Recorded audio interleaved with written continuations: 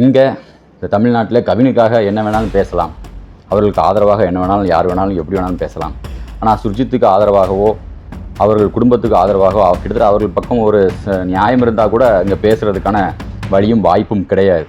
நீதிமன்றத்தில் கூட இருதரப்பு வாதங்களை வந்து கேட்பாங்க. ஆனால் தமிழ்நாட்டில் இங்குள்ள இருக்கக்கூடிய மீடியாக்கள் வந்து இருதரப்பு நியாயத்தை இருதரப்புக்குடைய இருக்கக்கூடிய அந்த பேச்சுக்களை வந்து எங்கேயுமே கேட்க மாட்டாங்க. ஒன் சைடாக தான் வந்து பேசுவாங்க.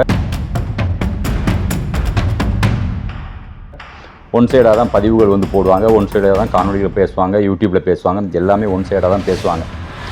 ஸோ நம்மளும் வந்து அதுக்கு மாறாக நம்ம எப்படி பேச முடியும்?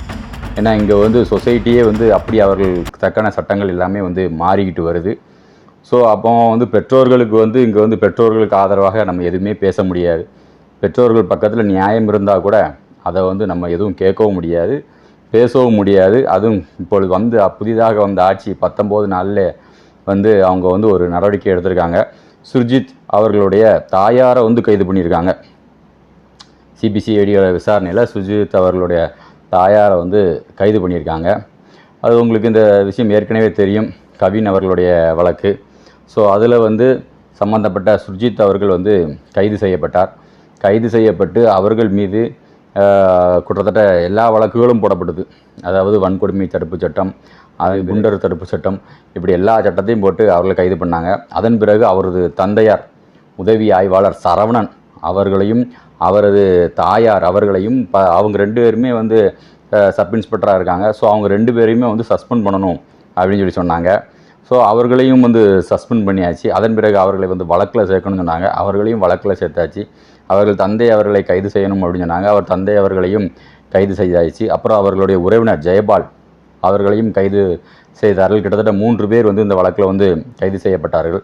அதன் பிறகு அவருடைய தாயாரை வந்து எப்படியாவது கைது செய்யணும் அப்படின்னு சொல்லிட்டு பல்வேறு நீதிமன்றங்களை வந்து தொடர்ந்து வழக்குகள் வந்து போட்டுட்டு வந்தாங்க.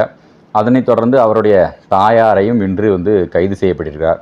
அவருடைய தாயார் கிருஷ்ணகுமாரி அவர்களையும் வந்து இன்றைக்கி வந்து கைது செய்திருக்காங்க. அதாவது இந்த வழக்கு வந்து ஒரு மிகப்பெரிய விசித்திரமான வழக்கு. அதாவது கொலையாளி வந்து ஒத்துக்கிட்டார்.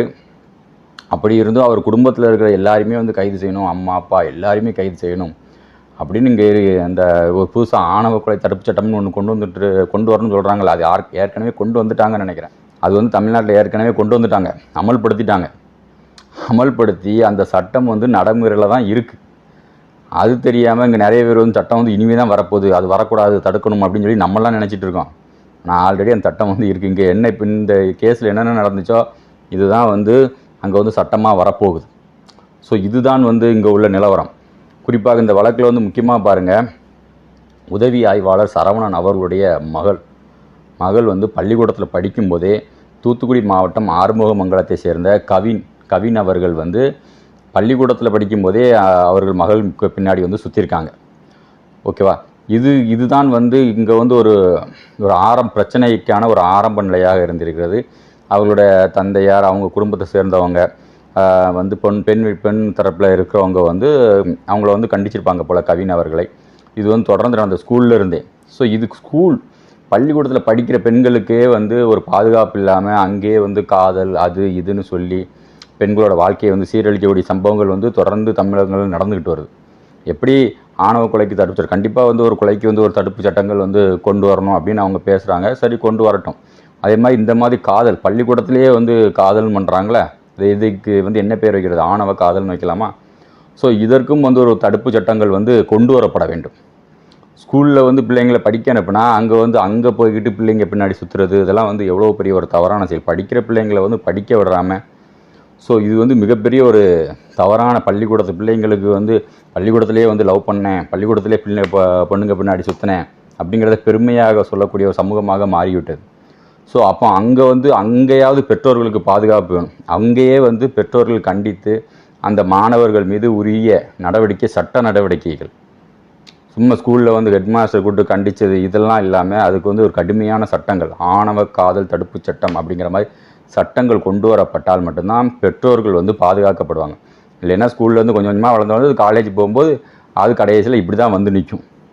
விஷயத்தில் சுர்ஜித் அவர்களை பார்த்திங்கன்னா அவர் வந்து ஒரு அத்லெட்டிக் பிளேயர்.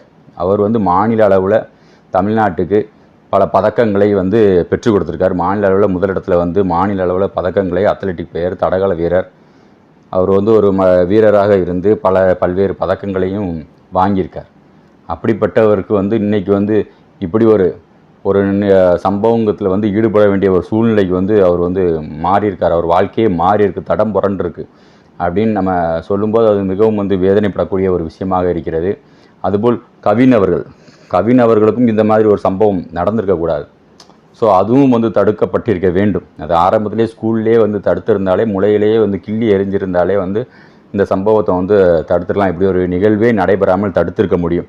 அதனால் தமிழக அரசு இந்த மாதிரியான பள்ளிக்கூடத்தில் வரக்கூடிய பெண்கள் பின்னாடி சுற்றுபவர்களை வந்து தடுக்கிறதுக்கு ஒரு கடுமையான ஒரு தடுப்பு சட்டத்தை வந்து கொண்டு வரணும். கொண்டு வந்தால் மட்டும்தான் இதை வந்து சரி செய்ய முடியும் அப்படிங்கிறது நம்ம வந்து பேசக்கூடிய ஒரு விஷயமாக இருக்குது. அதை விட்டுட்டு வந்து இது வந்து இந்த ஜாதியை சேர்ந்தவன் செஞ்சுருக்கான், அப்போ இந்த ஜாதிக்காரங்க எல்லாருமே அப்படி தான்.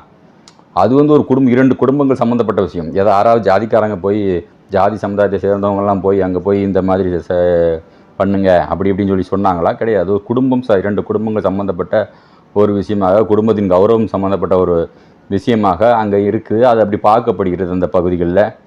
ஸோ அதனால் வந்து அங்கே வந்து இது போன்ற ஒரு சம்பவங்கள், தவறான சம்பவங்கள் தான், அதுக்கு சட்டப்படி நடவடிக்கை எடுத்திருக்காங்க. ஆனால் இப்போ அவருடைய தாயாரை கைது செய்தது வந்து ஏற்றுக்கொள்ளவே முடியாத ஒரு விஷயம். இதை எப்படி வந்து இந்த சமூகம் ஏற்றுக்கொள்கிறது அப்படிங்கிறது தெரியல. இன்றைக்கி எத்தனையோ சம்பவங்கள் நடந்திருக்கு. எல்லா இடத்துலையும் அப்பா, அம்மா, அண்ணன், தம்பி, சித்தப்பன், மாமன், மச்சான் எல்லாத்தையுமே வந்து கைது பண்ணிகிட்ருக்காங்க. ஸோ இது வந்து மறைமுகமான ஒரு ஆணவ அந்த தடுப்பு சட்டம் அதை வந்து அமல்படுத்தணும்னு சொல்லிட்டு இருக்காங்கல்ல, அதை வந்து இவங்க மேலே வந்து ஏறியிருக்காங்க. ஒரு சோதனை முயற்சி பண்ணி பார்ப்பாங்களா, அந்த மாதிரியான ஒரு சோதனை முயற்சி தான் இது அப்படிங்கிறது நமக்கு தெளிவாக தெரிகிறது. அது வந்து எப்படின்னா, இவர்கள் வந்து கவின் அவர்கள் வந்து ஒரு பட்டியல் சமுதாயத்தை சேர்ந்தவர், சுர்ஜித் அவர்கள் வந்து எப்படின்னா ஒரு ஆண்ட பரம்பரை அப்படின்னு சொல்கிறாங்க. அவங்க தான் சொல்கிறாங்க இவங்கெல்லாம் ஒரு ஆண்ட பரம்பரை, நம்ம சொல்லலை, அவர்களே சொல்லிக்கிறாங்க நாங்கள் பட்டியல் சமூகம், நீங்கள் ஆண்ட பரம்பரை அப்படின்னு சொல்லி அவர்கள் வந்து பேசிக்கொள்கிறார். அதனால் வந்து என்ன நினைக்காங்க அப்படின்னா, இவர்களை வந்து எப்படியாவது அடக்கணும், ஒடுக்கணும். அவர்கள் அந்த குடும்பத்தை சம்மந்தப்பட்ட விஷயமாக இருந்தாலும் இவர்கள் அதை அவர்களுடைய ஜாதியை தெரிஞ்சுக்கிட்டு இவர்களை எப்படியாவது அடக்கணும், இவங்க எல்லாருமேலையும் கேஸை போடணும், மொத்தமாக எல்லாத்தையும் தூக்கி உள்ளே வைக்கணும் அப்படிங்கிற மாதிரி ஒரு சிந்தனையில் கொண்டு வந்து எல்லாருமே இறக்கி இவர்கள் வந்து இப்படி ஒரு அம்மாவை முதல் கொண்டு கைது பண்ணணும்.